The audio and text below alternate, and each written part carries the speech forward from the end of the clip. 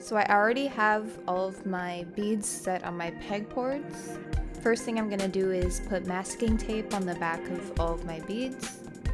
That way I don't have to iron them directly on the pegboard and have issues with the pegboards getting melted. Instead, I tape them up with masking tape and then iron them from the masking tape. Once they're all taped up, we're going to remove them from the pegboard. For smaller pieces, you can take them out directly and usually all the beads will stick.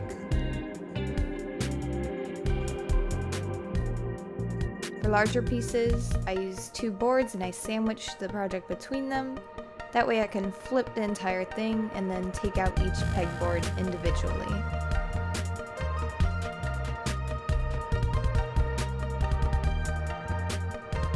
I'm gonna do this for every single piece of this build. Get them all set up. I'm gonna heat up my iron. I like to use a really high setting. I found that the second highest setting on my iron works best. Gonna get some parchment paper and we're gonna start ironing these guys. Move the iron pretty slowly in an even motion. I found that the center of my iron is the hottest, so I try to continually do small circles around the whole project. You're going to want to flip it over and peel off the masking tape very slowly. If you peel it too fast, it will stretch the plastic. And then we're going to evenly iron the other side. Now, I found that the other side does iron a lot faster because it's already pretty hot. Next step is we're going to shape the piece while it's still hot. You want to mold it into the shape that you want it to stay in. You're going to have to hold it in place until it's cooled down. And as you can see, once it's cool, it's going to stay really sturdy for you. And I repeated this for all the pieces of the shoe. I molded the heel right around the bottom. You can see how it places right on top of the shoe. I molded the top of the foot piece right over the shoe. I molded the toe piece right around the front of the shoe. And then the top piece has a tiny curve on it and it just sits right on the toe. You can see how all the pieces fit together to finally create the perler bead shoe.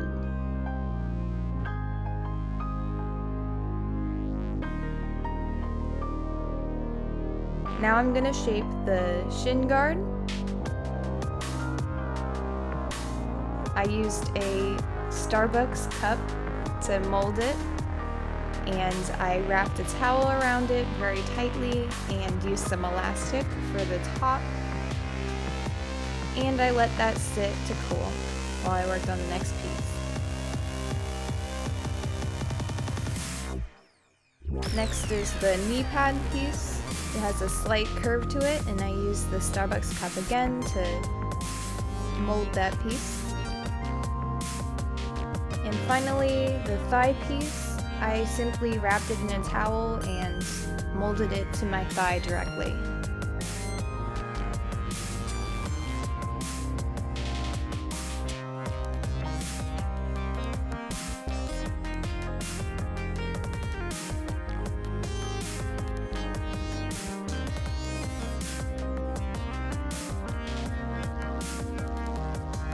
Now we have to sew all the pieces together.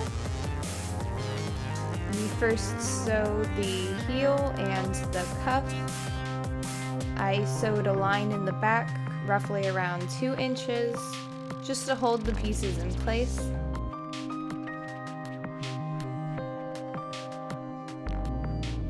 You'll probably need to use a thimble to get it through the beads. It is pretty hard, especially if they're too melted and the hole in the bead is too small. It's really hard to get the needle to go through. Next, we're gonna sew the top piece to the shoe. First part is about 4 beads are sewn from the top piece to the actual cuff of the shoe.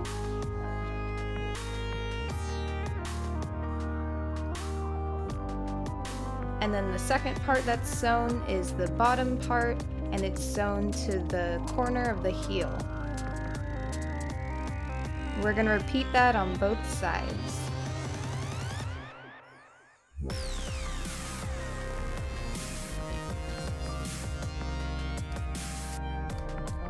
Now we're going to sew the front piece of the shoe on. It connects directly to the top piece at an angle.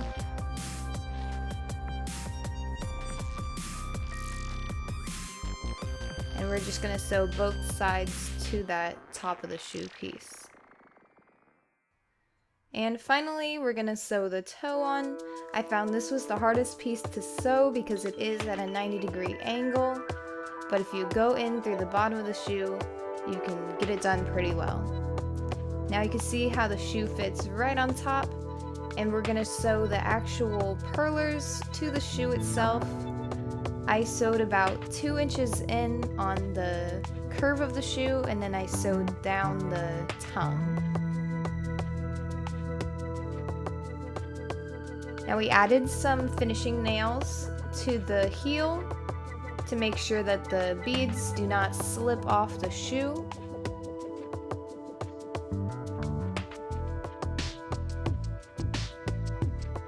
And finally, I sewed the shin guard to the tongue of the shoe, just straight along the tongue. I left some space so that I'm still able to bend my feet. Now we're gonna make some straps to go around the shin guard so it doesn't fall off our leg. I use nylon straps, and you have to burn the edges so that they don't fray. And then I sewed them to the flaps that I made to go around the shin guard.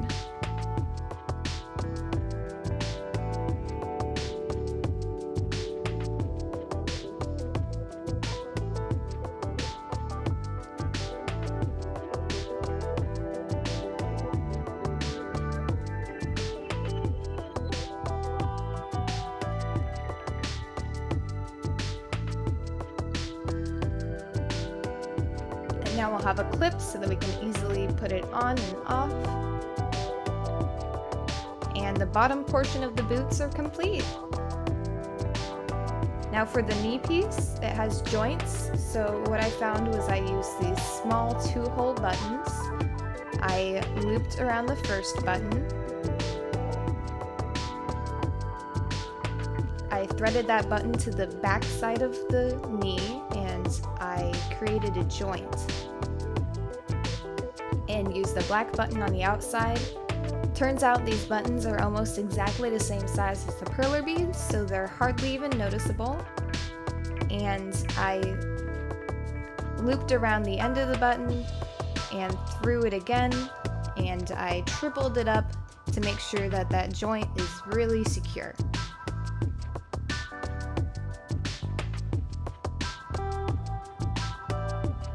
The reason why I put these buttons on is so that I can still bend my knees, and it's totally movable armor.